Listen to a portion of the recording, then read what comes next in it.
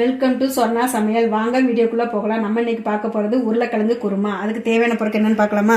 6 உருளைக்கிழங்க வேக வச்சது, 2 பெரிய வெங்காயம் பொடிசா நறுக்கியது, 2 தக்காளி பொடிசா நறுக்கியது, 1.5 ஸ்பூன் மிளகாத்தூள், 3 ஸ்பூன் தனியாத்தூள், 1 டீஸ்பூன் மஞ்சத்தூள், 2 ஸ்பூன் கரம் மசாலா தூள், கடுகு 1 டீஸ்பூன், தேவையான உப்பு, 1 டீஸ்பூன் சோம்பு, அரை மூடி தேங்காய் துருவியது, தாளிக்கிறதுக்கு எண்ணெய், தேவையான அளவு தண்ணி. இப்போ முதல்ல அடுப்பை பற்ற வச்சுக்கிடுவோம்.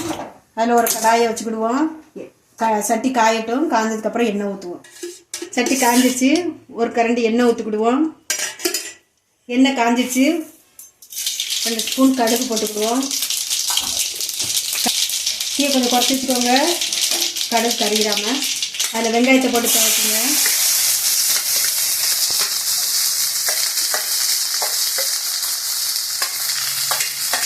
நல்லா துவைக்குங்க.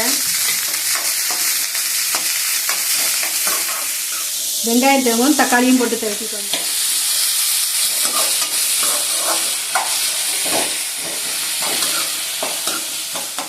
வெங்காயம் தக்காளியும் தேங்குற அளவுக்கு வதக்கிக்கோங்க.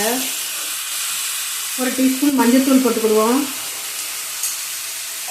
அதையும் போட்டு வதக்குங்க. கொஞ்சம் உப்பு போடுங்க, சீக்கிரமாக வதங்கிடும்.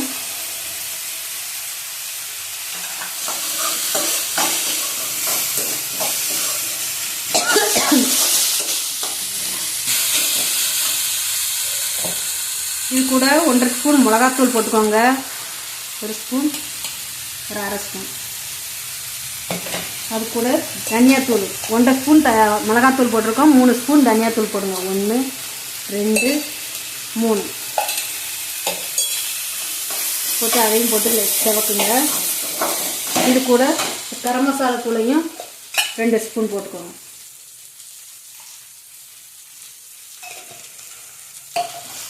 போட்டு வதக்குங்க. தீயை கொஞ்சம் குறைச்சி வச்சுக்கோங்க. வதக்கவும் இது கூட தேவையான தண்ணியை ஊற்றிக்கோங்க.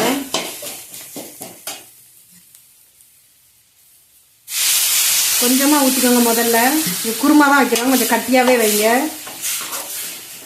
தொட்டு சாப்பிட்ற ஊற்றி சாப்பிட்ற மாதிரி இல்லை இந்த குருமா. தீயை கூட்டி வச்சுக்கோங்க. கொதி வரட்டும். கொஞ்சம் நல்லா கொஞ்சம் வேகணும். அது அந்த பச்சை வாடெல்லாம் போகிற வரைக்கும் இது கொஞ்சம் வேகட்டும். இந்த மசாலா கொஞ்சம் கிரேவி ஆகிறவனும் அதுக்கு அந்த கொழுகொழுப்பு கொடுக்கறதுக்கு கொஞ்சம் தேங்காயும் சோம்பும் போட்டு அரைச்சிட்டு வருவோம். வேகட்டும். கொஞ்சம் தீயை குறைச்சி வச்சுக்கோங்க, இல்லாட்டா அடி பிடிச்சிரும். இப்போ நம்ம ஒரு ஜார் எடுத்துக்கிட்டுவோம். இந்த தேங்காயை, துருவின தேங்காய் இது கூட போட்டு 1 ஸ்பூன் சோம்பையும் போட்டு அரைச்சிட்டு வந்துக்கிடுவோம். மையா பேஸ்ட்டாக அரைச்சிக்கோங்க. தேங்காய் ஒரு சுற்றி இருக்கோம், கொஞ்சம் தண்ணி விட்டு அரைச்சிக்கோங்க. அப்போ தான் பேஸ்ட்டு நல்லா வரும். போதும் இந்த தண்ணி. இப்போ இந்த தேங்காவை மையா அரைச்சிட்டு வந்துட்டோம். இப்போ கிரேவி வெந்துக்கிட்டு இருக்குது. அது கொஞ்சம் கிண்டி விட்டுக்கிடுவோம், அடி பிடிக்காமல் பார்த்துக்கோங்க.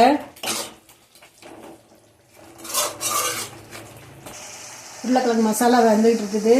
இது கூட நம்ம இந்த அரைச்ச தேங்காய் விழுதையும் இது கூட போடுவோம். இதை வலிச்சு போடுங்க. கொஞ்சமாக தண்ணி சேர்ங்க, நிறைய தண்ணி சேர்க்காதீங்க. இந்த குருமா ரொம்ப தண்ணியாக இருந்தால் டேஸ்ட்டாக இருக்காது. கொஞ்சம் கட்டியாகவே வைங்க. ஏன்னா உளுந்த சாதம் குலைவாக இருக்கிறதுனால அதுக்கு தொட்டு சாப்பிட்ற மாதிரி சாப்பிடணும், ஊற்றி சாப்பிடக்கூடாது. கொஞ்சம் தண்ணி விட்டு கரைச்சி ஊற்றிக்கிடுவோம். அரைச்ச தேங்காய் விழுத போட்டிருக்கிறோம். இந்த கிரேவி நல்லா கிண்டி விட்டுக்கோங்க.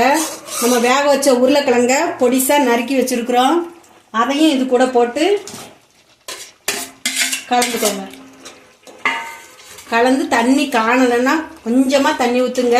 ரொம்ப தண்ணி ஊற்றிடாதீங்க, இது ரொம்ப கட்டியாக இருக்குது. கொஞ்சமாக நான் ஊற்றுறேன், கொஞ்சமாக தண்ணி ஊற்றுறேன், பார்த்துக்கோங்க. போட்டு ஒரு கிளறிட்டு ஒரு கொதி வரவும் ஆஃப் பண்ணிடுங்க. போதும்.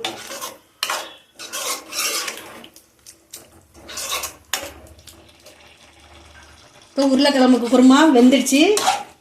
இப்போ அடுப்பு ஆஃப் பண்ணணும். Ready, kurma ready.